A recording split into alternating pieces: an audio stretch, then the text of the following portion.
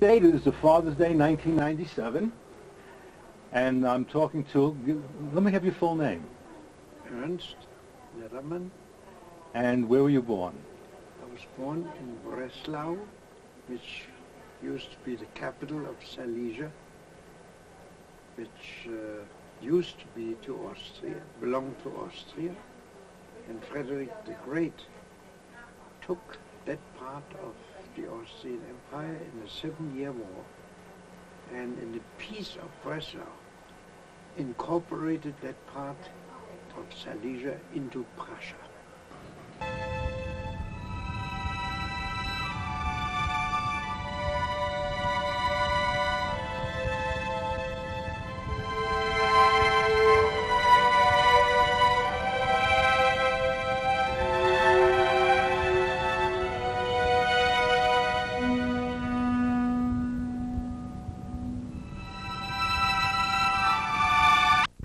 Frederick the Great was, of course, in my early days, the hero. He was a very remarkable man in more than one way. And how so?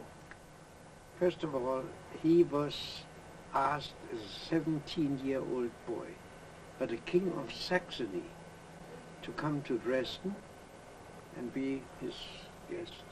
The purpose was that the house of Witte, I think, where the Saxon kings belonged, was in no way interested that the then Prussian king would be dominating that part of Europe.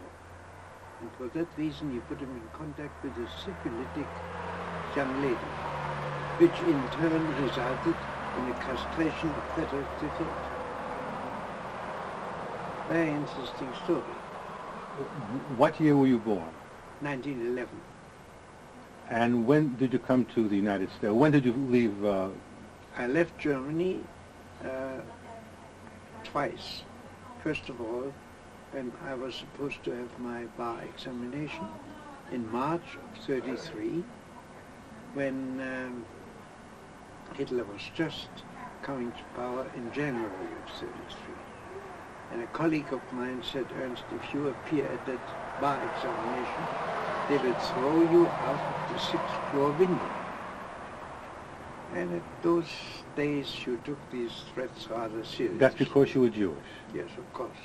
Now let's go back to when you were, say, 5, 6 years of age. That was during World War I. But do you remember the Prussian soldiers walking around in their regalia and the pomp and circumstance? My father was one of them. He was 4 years in World War I. Not at the front, because he was too old, but he was definitely a soldier. And I even remember when I was 3 and the war broke out, the whole family was in a spa, sort of, near the East Sea, near the Baltic. And my father came in with a newspaper and said, the Austrian Archduke Ferdinand was shot in Sarajevo by a Serb. That means war, because the Russians will definitely back the Serbs, and the French and the English and the Germans and the Austrians will be at each other's throat.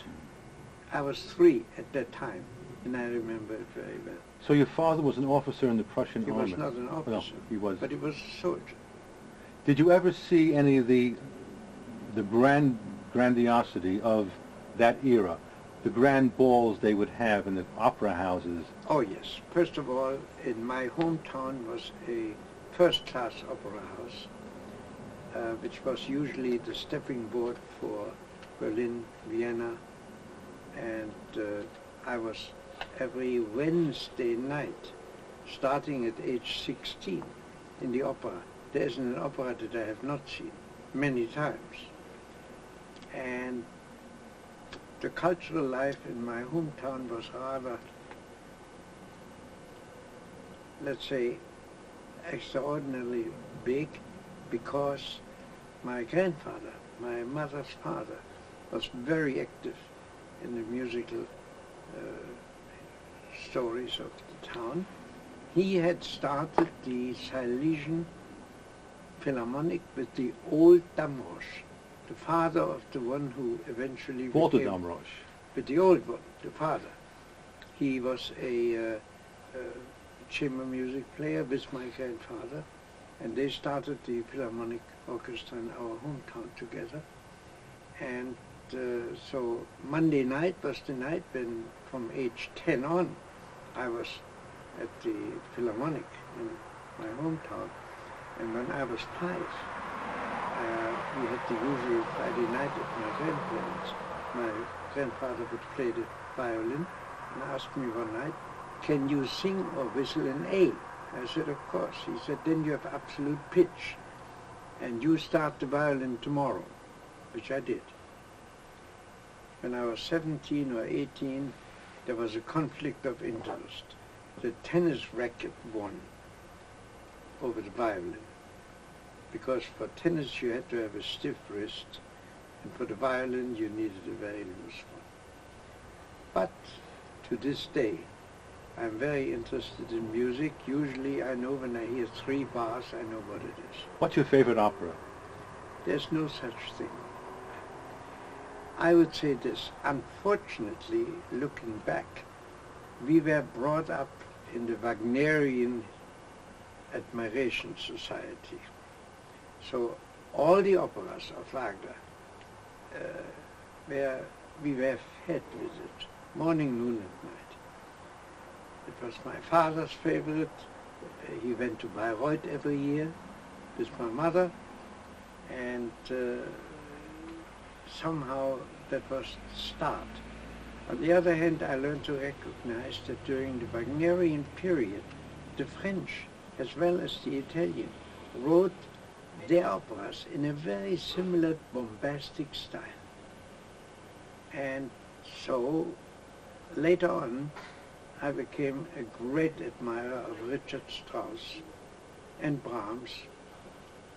Not that Brahms wrote operas, but still the music is overwhelming as far as chamber music is concerned.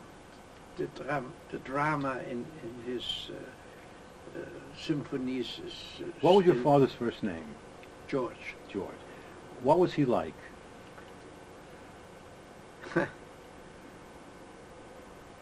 A typically oppressed son, the youngest one of his father. I remember that my father was so much under the thumb of his father. We lived in the same building, a house that has 30 rooms. Grandfather was on the lower floor, an early widower. My parents lived on the first floor, with my sister and me. And my grandfather would, if the spirit moved him, at 5 o'clock in the morning, take his cane, pushed it against the ceiling, where he knew that it was the bedroom of my father. And my father would, like an obedient son, put something on and come down and would say, "What can I do for you?" That was the spirit in those days. Do you remember anything your father told you that you remember to this day? Oh yes. One thing was that he didn't understand the Nazi time. He neither understood that I not only immigrated, but that I went overseas. He was of the opinion I should stay in Europe.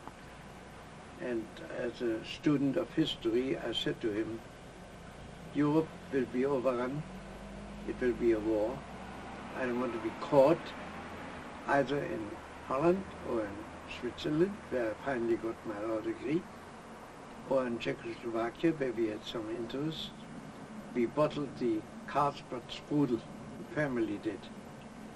And for my father, the idea that I would go overseas was absolutely obnoxious.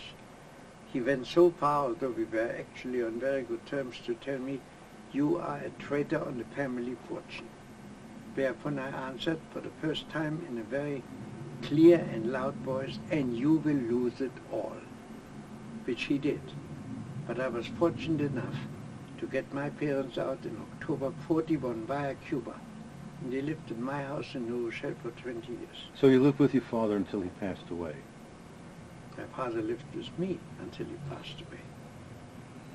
Did he change in any of his ways in those years? No, the only thing he did, we sat on a similar porch in front of my house like this, and he would say to me, Ernst, explain to me, how did you understand and know what was going on?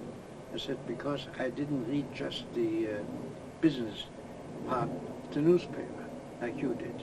I followed every political move that was going on. I knew what was going on in the university from 29 on until I saw what was going on. Did you have any brothers or sisters? Yeah, I have an older sister who will be 95 next month. And tell me about your mother. What was her maiden name?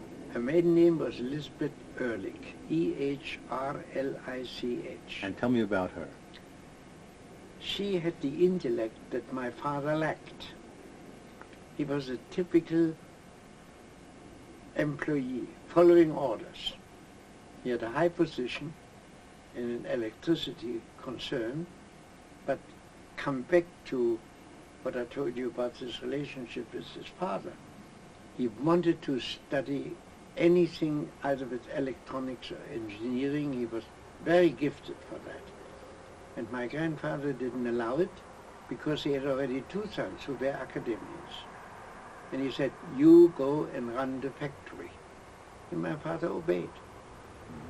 I was not the type that obeyed. Only when I saw it was right to obey, I obeyed.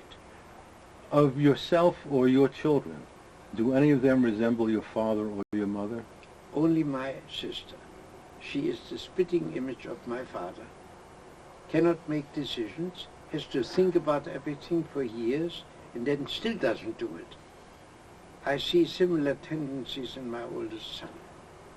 At 51, he isn't married yet, and when I got married, as you probably know, I was married 4 times, but 2 of them died of cancer.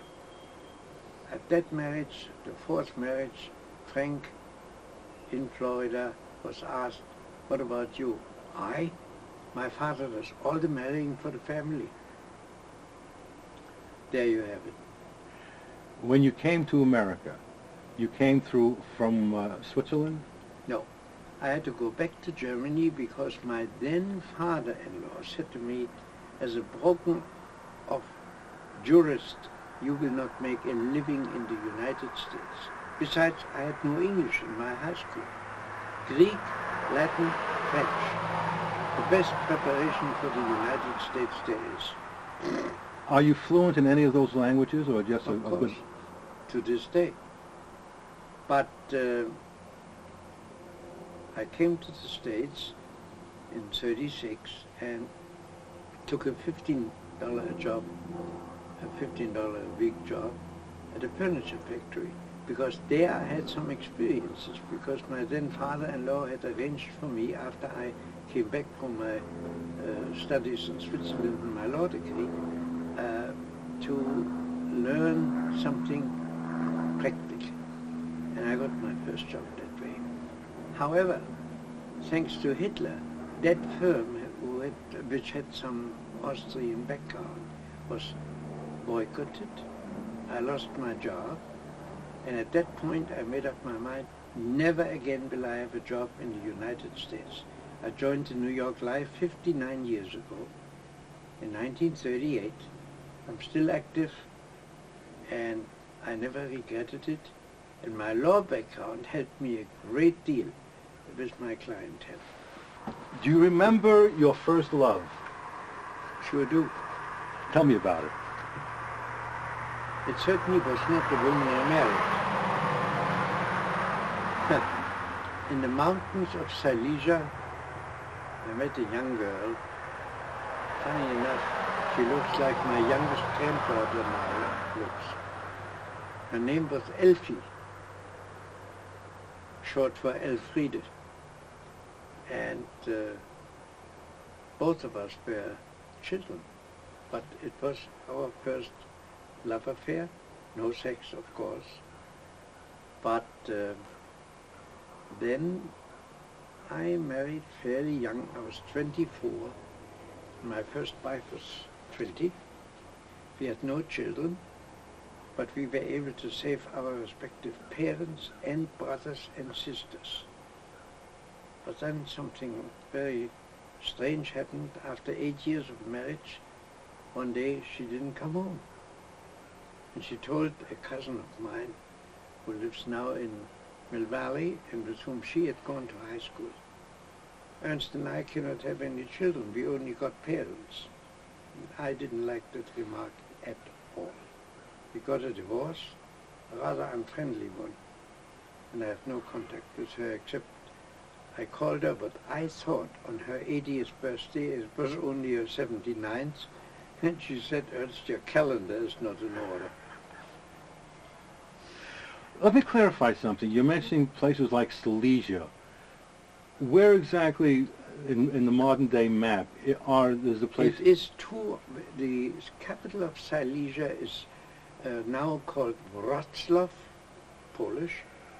A couple of days ago, the Pope was on the front page of the New York Times having Mass in Wrocław. So actually Silesia was part of Poland? No, now. Now it Now, is. I think Truman and Stalin worked that out, that parts of the eastern part of Poland went to the Soviet Union after the war, and part of the western part of Poland was able to absorb certain parts of what used to be Germany, Pomerania, Silesia, the famous Oder-Neiße line, 2 rivers, form now what is Poland. You must have seen as a child anti-Semitism. Oh yes. How did you react? Was it something you knew existed and you couldn't do anything about it? The school I went to had relatively few Jewish boys in my class. There was an element of anti-Semitism which was on a social basis always existing even under the old German Reich, under the Emperor. But it was more or less not vehement. It was a social attitude. One doesn't have Jewish friends, except the nobility in Silesia was intermingled with Jewish blood. That was the idea of the emperor, because the nobility was poor and farmers, mostly, gentlemen farmers, and some Jewish blood came in. I went to high school with some of those boys, and a very interesting thing happened during the invasion of Poland. These boys, having one Jewish grandmother, were the first ones to be sent to the front. They never returned. They were shot from the back. I've heard those stories. It's true. Yes, I've heard them. Absolutely true. But there must be something about your childhood, even with the anti-Semitism. What do you miss mostly about those years and that place, growing up in Silesia? Compared to life in America, hard to say today, being 86, what were my feelings when I was 25 years old. I missed my home, not my homeland. There's a big difference. You had a rather large house. Very large house. Was there a special place in that house as a child that you would go to escape? I didn't have to escape, but first of all, my garden.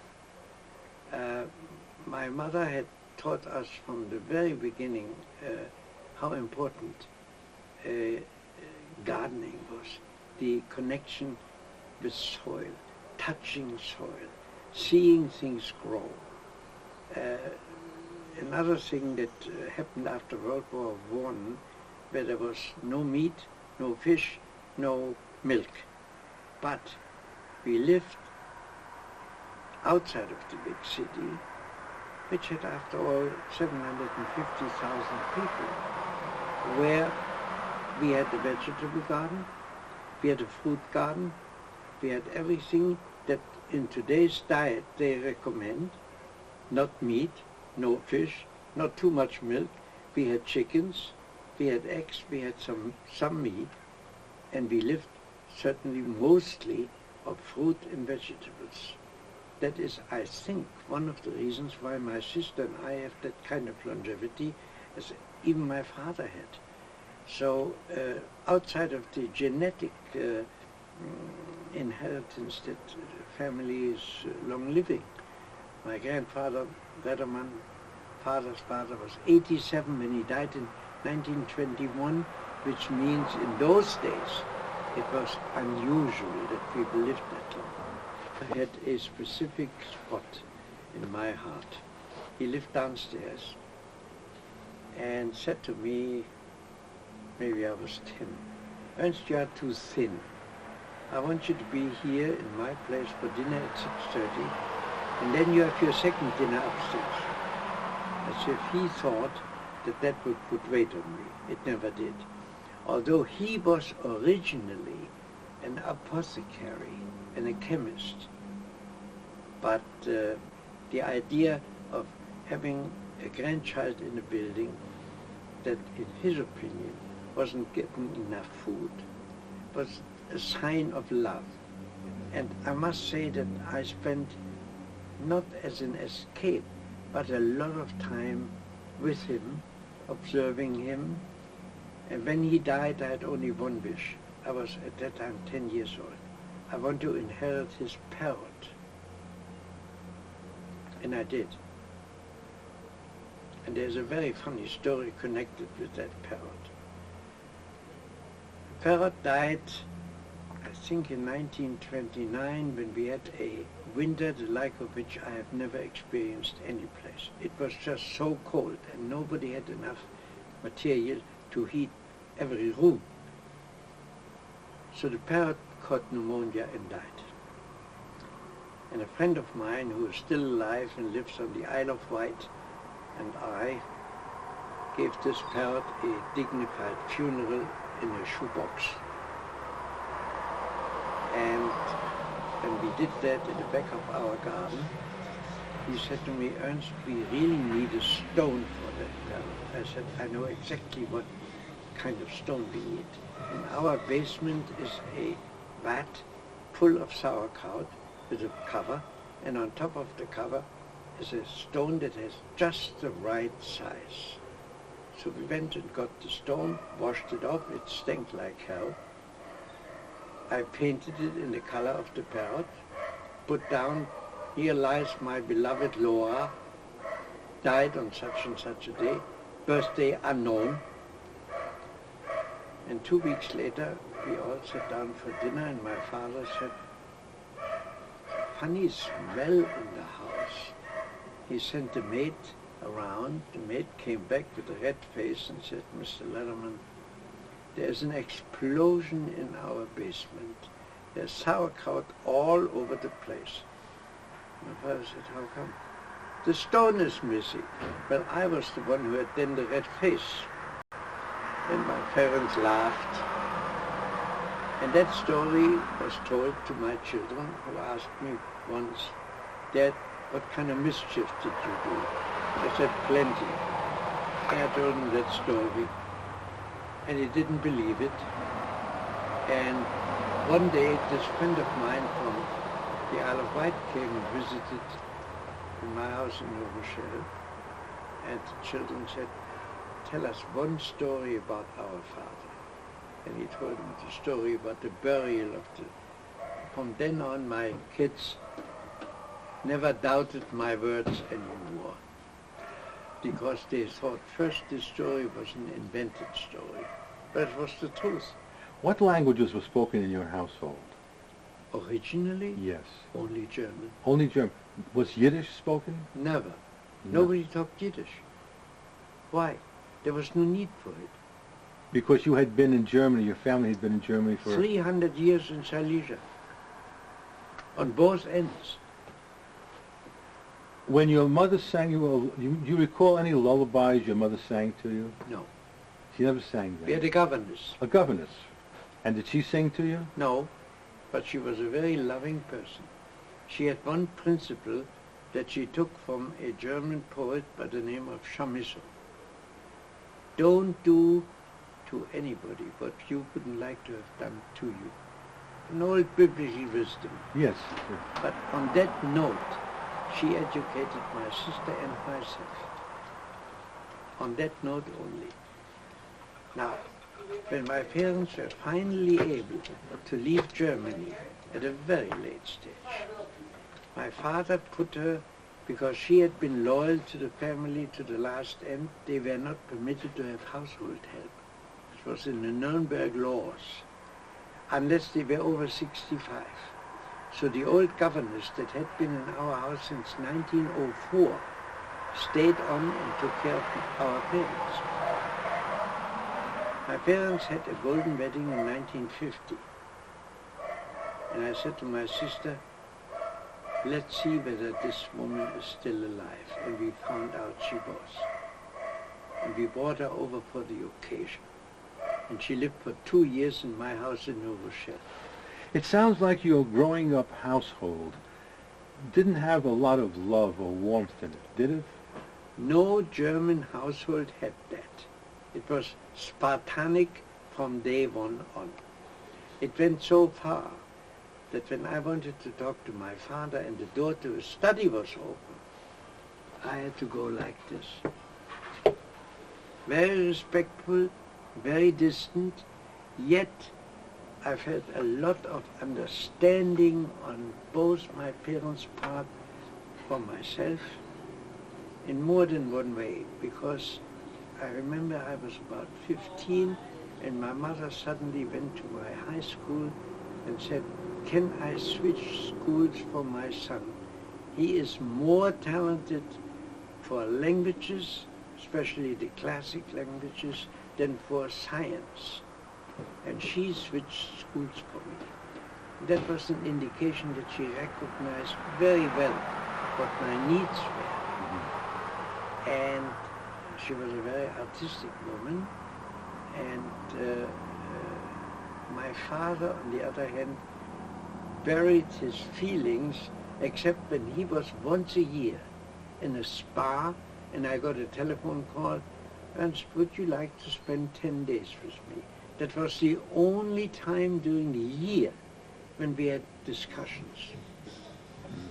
But he would be at the railroad station with an opera ticket in his hand and said, you are going to see Tosca tonight. That was his form of showing his love and affection. Hold on. Tell me about the best time of your life.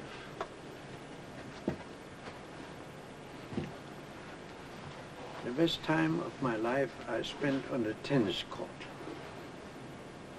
And I'll tell you why. I was about 10 years old when a doctor diagnosed my left knee full of rheumatism. And I spent 1 year in bed, had private lessons, didn't like it, and when I was through with that year, the doctor said, if you ever do sport, you lose your leg. My makeup and my character is, if such a threat exists, I'll counter it with willpower and prove that such a dictate is utterly wrong. Whereupon I started to play soccer, tennis, and ran the 100 meters at 11 seconds. Very good. And my leg to this day has not been amputated. That is a trend that has repeated itself in many ways. Who in his right mind would marry 4 times? In other words, I don't give up. Every person is different. Any one of my wives was different. My lady friend, whom I had for 15 years, died a year and a half ago because she smoked herself to death. I never smoked. I never drank. It's another reason for the longevity. But one of the reasons that I didn't ever smoke was that my double partner in tennis and I, when we were younger, were told by the coach, if I ever catch you boys drinking beer or smoking a cigarette, you're off the team. And we were obedient Prussians. We didn't smoke and we didn't drink. I asked before what your favorite opera was, but you couldn't give me a... Do you have a favorite book or a favorite poem? My favorite poet was Romain Rolland. Not familiar with him. You don't know about him? No. A Frenchman. I had all his works. Very interesting man. But on the other hand, I became gradually interested not in fiction, but in history, in politics, in religious books, meaning comparing religions with each other. I went for many years outside of having been bar mitzvah when I was 13. My granddaughter has my talus from 1924. Wonderful. Completely intact. I went to the Ramakrishna Vivekananda Center for many years, which is on 5th Avenue and 90th Street, because I studied Hindu religion. I also studied for many years astrology, and I found out that when I was in Basel, one of the oldest universities in the world, that Nostradamus had been teaching there. And not only he, but at the philosophy chair was an astrologer. You can imagine how many times I was not at my legal lectures, but at the other ones. Astrology to me was not important because of foreseeing things or predicting anything in the future. As a character analysis, it's highly interesting, especially the relationship between people and their astrological connections. But that is a matter of personal taste. And You mentioned your bar mitzvah. Yeah. Was it similar to the bar mitzvahs they have in America? Totally different. This is a big affair like a wedding here. In Europe, this is truly a religious event, period. And it's also done in Hebrew? Of course, the same way. Yeah, same way. I learned Hebrew for 2 years from the then either Cantor or Shamus, whoever it was. His son was in my class in high school. But my knowledge of Hebrew, even Hebrew reading is gone. I don't know why.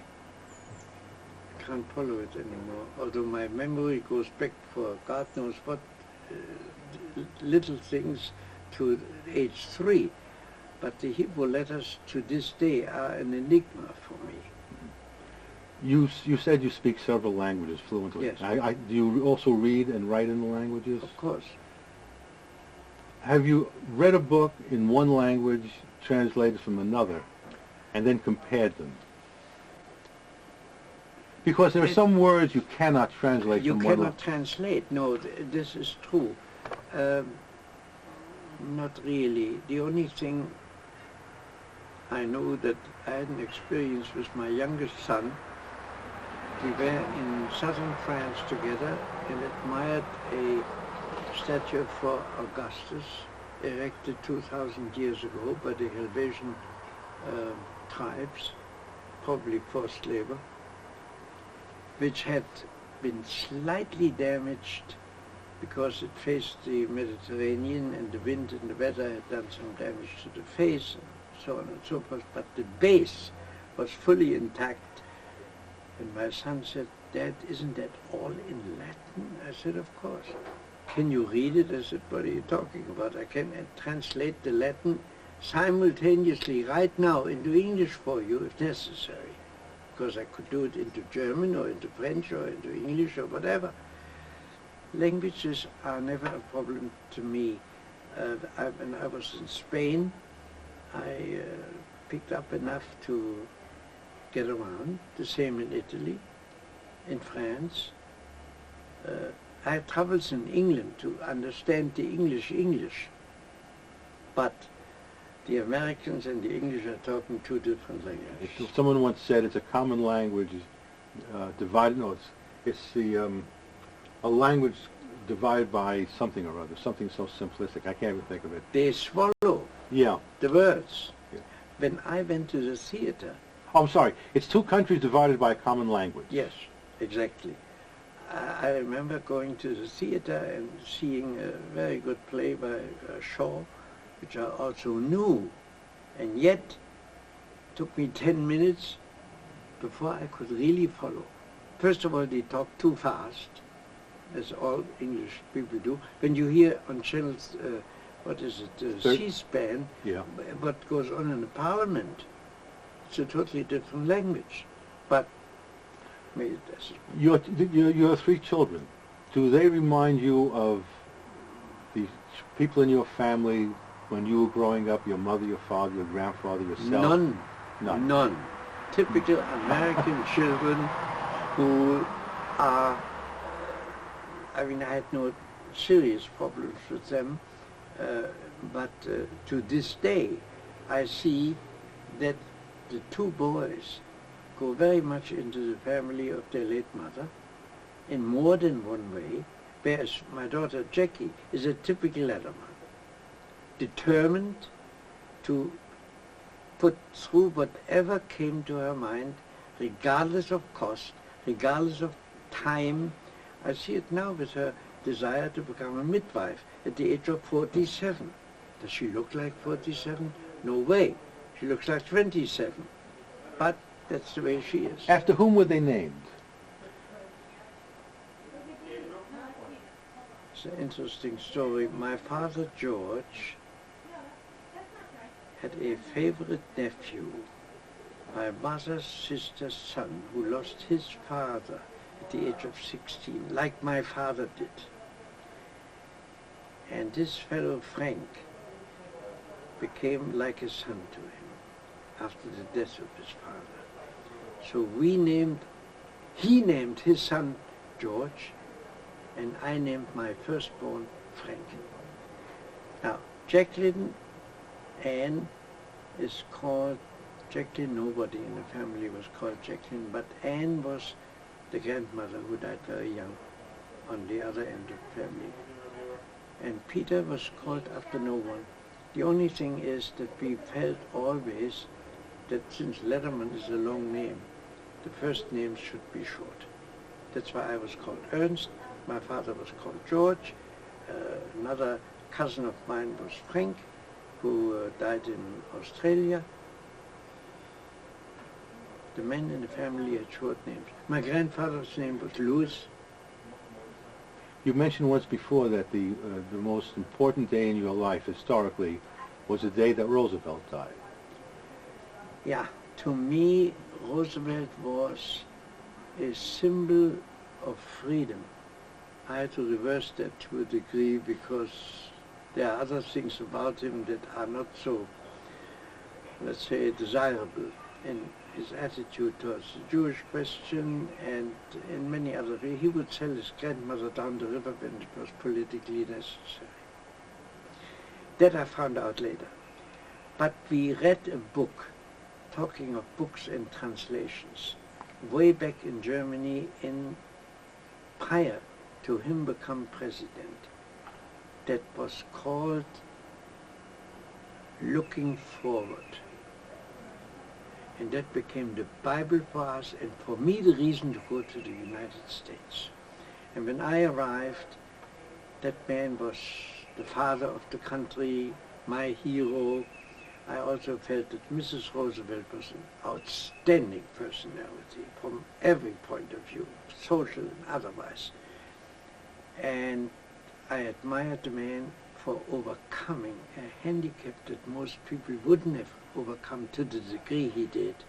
Willpower is another thing that I found in my lifetime over the 86 years. You can overcome most everything by willpower.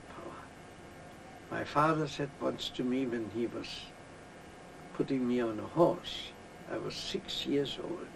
Ernst, if you can control this horse, then you can control yourself. And if he throws you ever, don't walk away. Go right on it again. That has become a guidepost for me. Now, when Roosevelt died,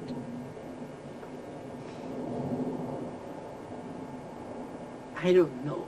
Nobody in my family moved me at the time of their death, grandparents or whoever it was, to such a degree that when that, to me it was the end of an era, in a way it was.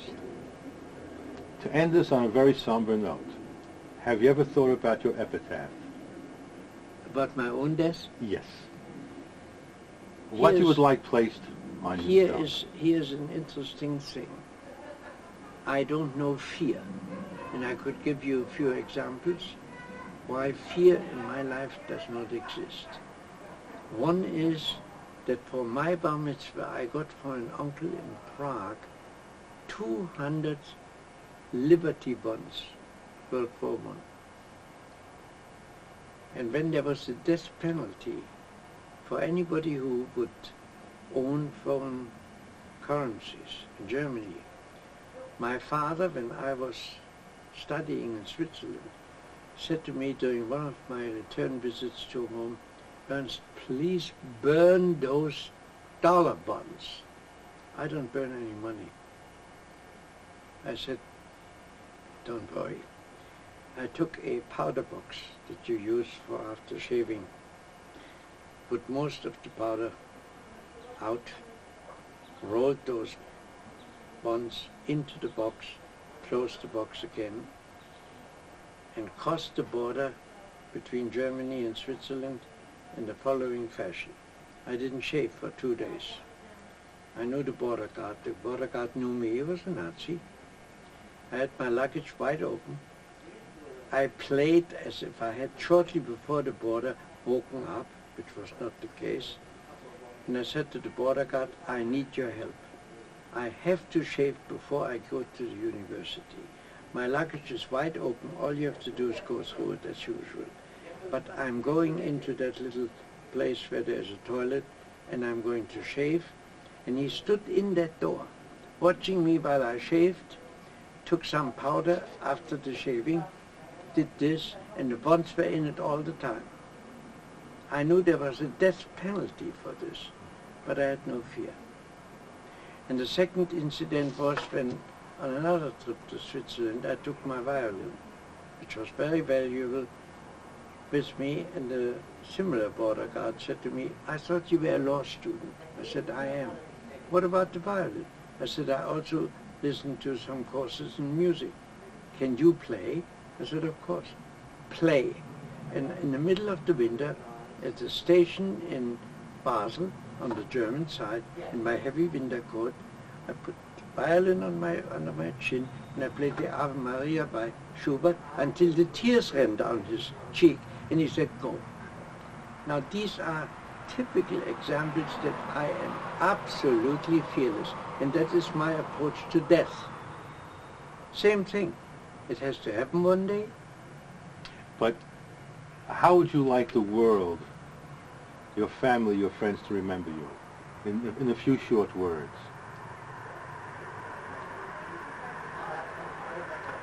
It's unimportant to me.